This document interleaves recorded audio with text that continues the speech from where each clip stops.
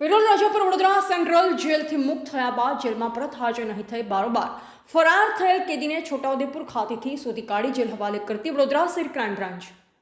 વડોદરા શહેરમાં આવેલ central jail ખાતેથી પેરોલ ફ્લો વચગાળાની જામીન રજા પરથી મુક્ત થયા બાદ પરત જેલમાં હાજર ન થઈ ફરાર થઈ ગયેલ કેદીઓને શોધી કાઢવાની સૂચના માનનીય પોલીસ કમિશનર અનુપમસિંહ ગહલોત સાહેબ તથા અધિક પોલીસ કમિશનર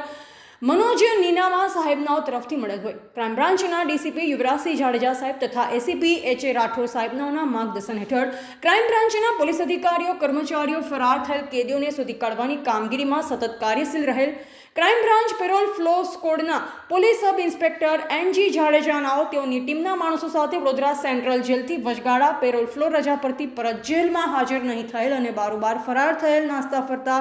કેદીઓની શોધખોળમાં રહેલ દરમિયાન વડોદરા મધ્યસ્થ જેલમાં વડોદરા ખાતેની ફેમિલી કોર્ટ 3ના 1274/2016 CRPC કલમ 125(3) મુજબના કામે ઈસમ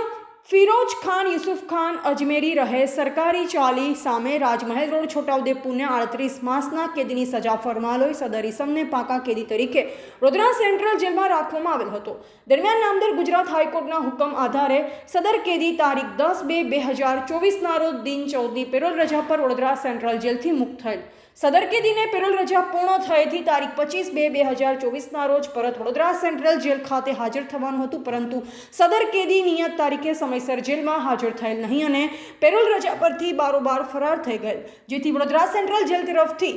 આ ફરાર થયેલ કેદીને શોધી કાઢવા માટે જાણ કરાતા ક્રાઇમ બ્રાન્ચની પેરોલ ફ્લો ટીમે સદર કેદીની સતત તપાસ કરી મેળવેલ માહિતી આધારે સદર કેદીને મોડી રાત્રિના છોટાઉદેપુર ખાતેથી શોધી કાઢી સદર કેદી પેરોલ રજા પરથી પરત જેલમાં હાજર ન થઈ બારોબાર ફરાર થઈ ગયેલ પાકા કામનો કેદી હોય, જેથી સદર કેદીને તેની બાકીની સજા ભોગવવા પરત વડોદરા સેન્ટ્રલ જેલ હવાલે કરવામાં આવેલ છે। કેદીનું નામ ફિરોજ ખાન યુસુફ ખાન અજમેરી રહે સરકારી ચાલી સામે રાજમહેલ રોડ છોટાઉદેપુર। બ્યુરો રિપોર્ટ મધ્ય ગુજરાતનો અવાજ।